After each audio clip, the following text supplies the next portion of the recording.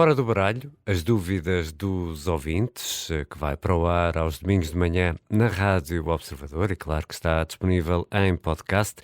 E hoje o AS de serviço para responder aos ouvintes é o Luís Aguiar Conraria. Olá Luís, bem-vindo. Olá, muito bom dia. E temos uma pergunta da ouvinte Marisa Santos Silva, que leu, que nos enviou um e-mail para foradobaralho@observador.pt. Quem quiser, por favor, faça o mesmo e aos domingos tentamos responder às perguntas.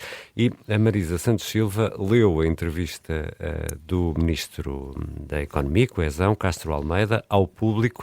E pergunta a ela, Luís, queria saber se concordam, neste caso se concordas, com a visão do Ministro, a questão da reforma laboral, se ficar pelo caminho é uma oportunidade perdida, e acrescenta a Marisa, como é que a minha vida ficaria melhor com esta reforma, já que o Ministro afirma que precisamos da reforma laboral para chegar ao rendimento médio europeu. Como é que respondes à Marisa, Luís? É uma boa pergunta e aliás, o próprio Ministro penso que teve algumas dificuldades a responder a essa pergunta na entrevista que deu. Vamos começar pelo princípio. E o princípio é que a única forma de subir salários, de forma geral, não é? Portanto, de forma generalizada, a única forma de subir salários num país é aumentar a produtividade do trabalhador. E já agora, aumentar a produtividade do trabalhador não quer dizer que o trabalhador tenha de trabalhar mais. Quer dizer simplesmente que por hora trabalhada se produz mais. Isso pode ser, por exemplo, à custa de melhores computadores. Não é pô-lo a trabalhar mais 4 horas por dia, não é bem essa a ideia. Ou pôr um pedreiro a fazer a carregar mais tijolos. Exato. Pode ser dar ao pedreiro uma melhor máquina para carregar mais tijolos. Um guincho. Okay?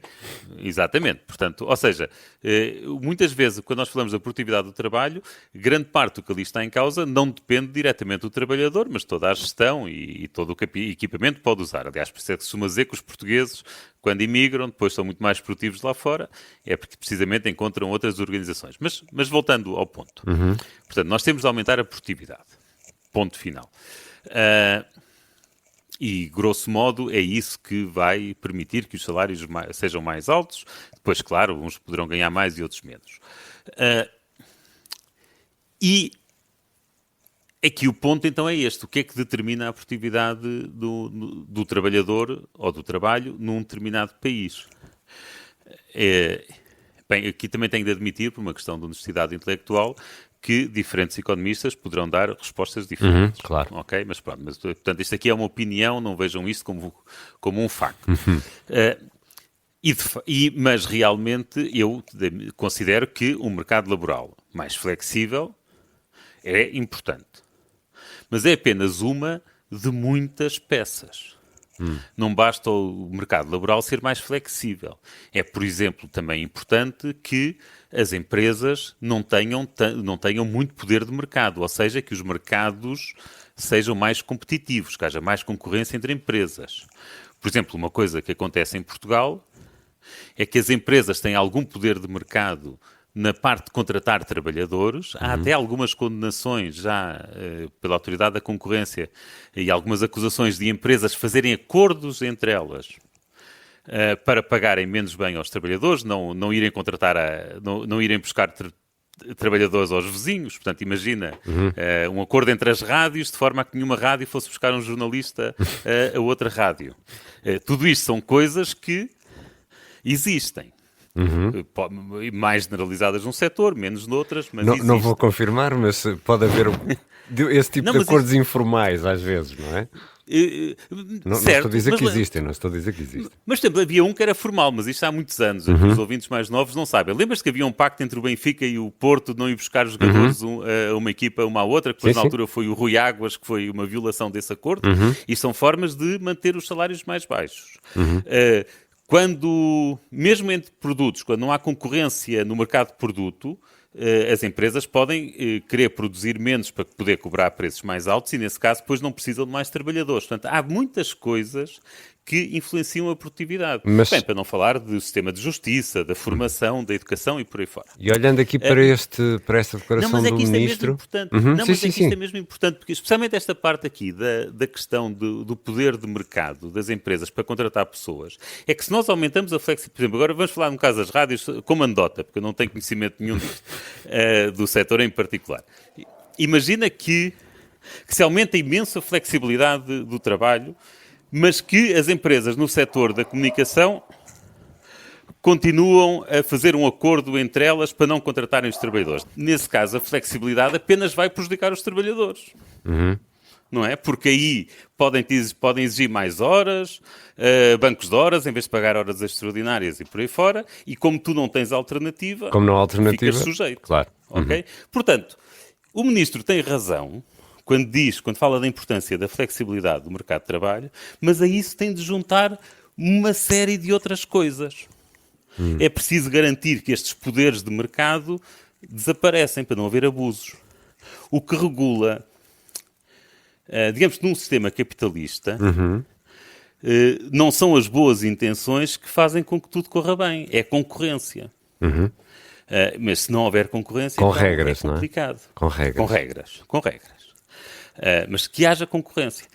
E, portanto, aqui é isto, é que nós estamos há muito tempo a dizer que a única reforma que este governo está a fazer é esta. Exatamente. E se a única que está a fazer é esta e não faz as outras todas que também são necessárias, então não há nenhuma garantia que a produtividade aumente. Ou seja, o Ministro está aqui a dramatizar, é isso? E não... Está a dramatizar...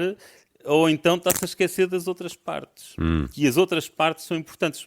Por exemplo, houve uma grande reforma laboral em 2012, foi ali entre 2011 e 2013, quando foi implementada a reforma laboral, ali nos tempos da Troika, pelo governo de Passos Coelho, que aumentou bastante a flexibilidade do mercado laboral.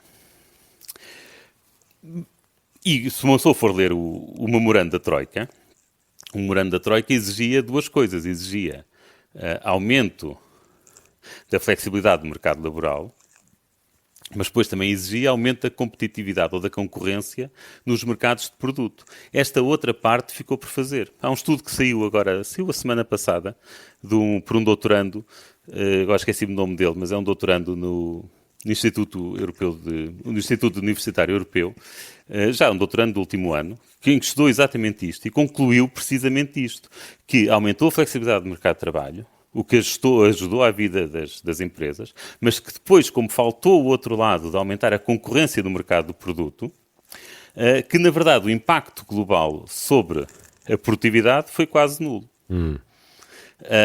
E portanto... Ou seja, não basta para mexer resolver uma coisa. na legislação laboral, não é? Se isto fosse um governo mais reformista, em que uma pessoa estivesse a ver simultaneamente reformas noutras áreas que garantissem que aumentava a concorrência nos outros setores, que a regulação era mais bem feita, era para mim muito mais fácil aceitar a necessidade desta reforma em concreto. Assim como está, acho muito coxa e tenho medo que os efeitos perversos sejam mais negativos do que os benéficos. Então deixa-me fazer aqui Mas isto é uma opinião. Deixa-me fazer aqui de advogado do Ministro. Mas tem que se começar por algum lado, ou não? Pois, eu acho que não. Acho que tem de se fazer tudo ao mesmo tempo. Vamos pôr as coisas noutros termos. Acho que se tem de fazer tudo ao mesmo tempo. Pronto. Não em tudo ao mesmo tempo, acho que é preciso ter em conta de que lado é que está o partido do governo. E se é um partido, aqui, conotado à direita, era importante, se calhar, começar primeiro por garantir maior concorrência do lado das empresas. Ou seja, ter as empresas contra o governo. Sim. E não os trabalhadores contra o governo. Já se fosse um governo socialista, se calhar podia-se começar pelo trabalho. Começar ao contrário. Percebes o que eu quero dizer? Percebo. Ou seja, porque assim é natural que os trabalhadores tenham medo, ou que os sindicatos tenham medo de ele vai fazer esta reforma, mas depois não vai fazer a outra parte, porque a outra parte das empresas não gostam. O outro lado as empresas não gostam. Já se fosse um governo socialista, se calhar era ao contrário. Luís, obrigado. Respondemos aqui à pergunta que nos foi enviada pela Marisa Santos Silva para foradobaralho@observador.pt. Vamos respondendo às perguntas e às interações com os ouvintes ao domingo de manhã, na Rádio Observador e, claro, sempre em podcast. Eu sou o Ricardo Conceição, aqui moderador emprestado do Fora do Baralho. O lugar é da Vanessa Cruz. Luís, um grande abraço e bom fim de semana. Um grande abraço também.